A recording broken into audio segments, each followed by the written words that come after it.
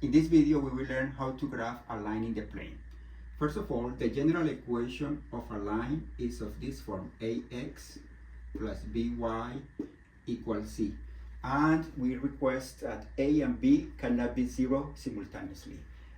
Here is an example: 2x plus 3y equals 6. The idea of graphing a line is to find 2 points in the line, and we have that a point is going to be in the line if a point like this is going to be in the line if, when you replace x with this value and y with this value in this equation, we get that this equation is true. For example, if we pick x equals 0, this is replacing the x, and you pick if x equals 0, then we have 2 times 0 plus 3y equals 6. We have 3y equals 6. We divide by 3, and then we get that y must be 2. Then here, this point is a point in the line. We're going to assume that you know how to plot a point in the Cartesian coordinates. Here, for the Cartesian coordinates, here this is 1, 2, 3, 4, 1, 2, 3, 4, and here we have x equals 0, x equals 0, y equals 2. We have this point, and we're assuming that we know that this is the equation of a line, and we already have a point. Then we need another point. Usually, another good choice is to pick the second entry equals 0. The first entry equals 0, second entry equals 0 if possible. If I replace y with 0, I will have 2x equals 6. Dividing by 2, I get x equals 6 over 2. And then we have that x must be equal to 3. We have the point 3, 0.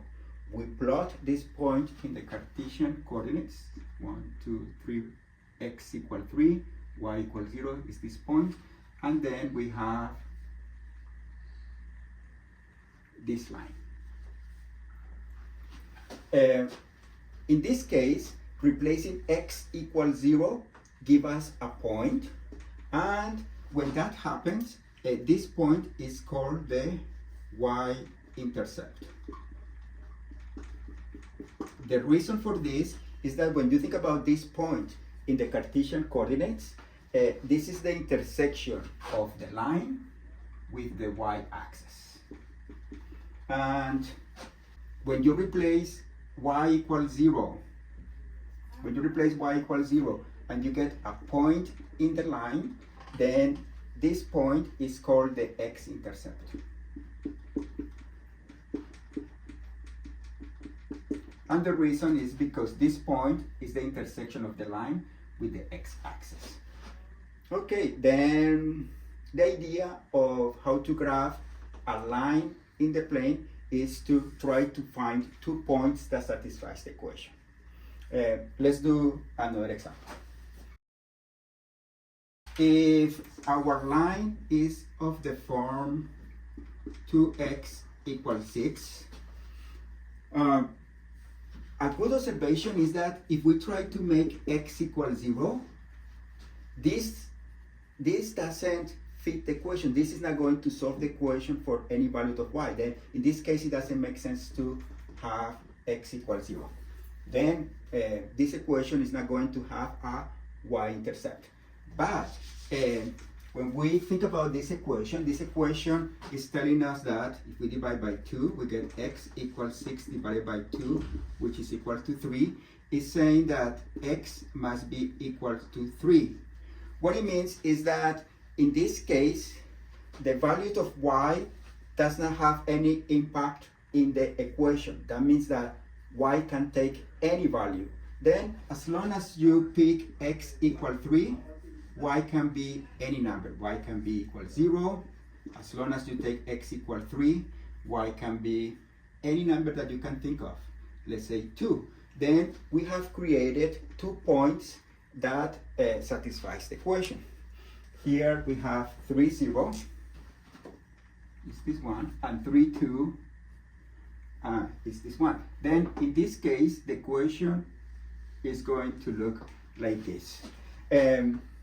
Later on, you will be familiar with this, and you will be seeing that having an equation of the form x equal to a number is going to represent a vertical one.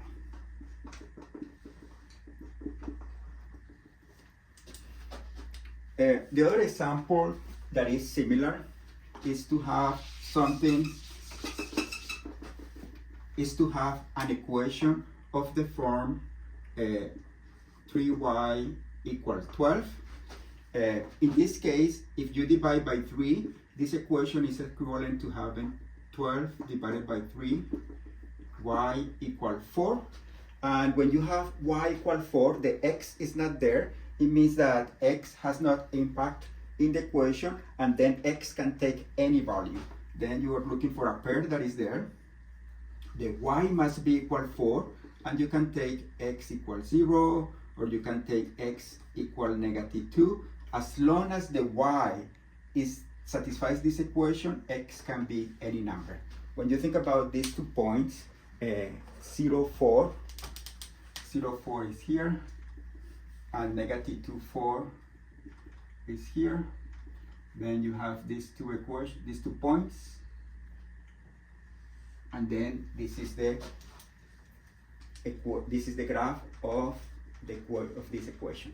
This is the graph of this line.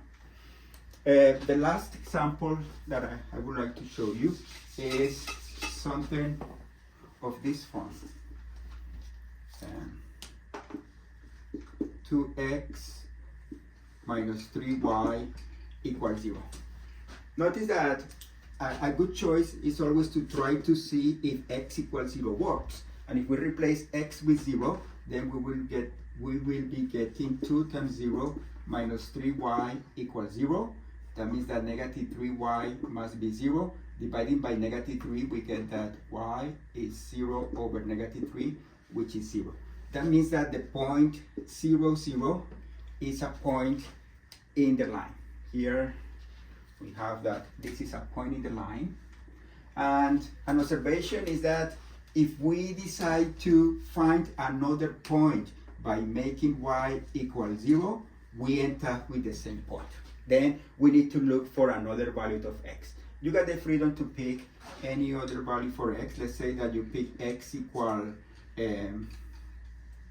2. If you pick x equal 2, then you replace in the equation and you have 2 times 2 minus 3 times y equals 0. That means that 4 minus 3y equals 0. And then -3y must be equal to -4. And dividing by -3, we get that y is -4 over -3, which is 4 over 3. Then we have x equal 2, and for x equal 2, my y is 4 over 3. Then here the other point is 2 4/3. 2 for x. 4/3, how to graph 4/3? We divide the unit in thirds. 1/3, 2/3, 3/3. We divide thirds, and then we take 4 of these. 1, 2, 3/3, 4/3. Then we have that. This is the point. Sorry, I was using red for this line. Then we have,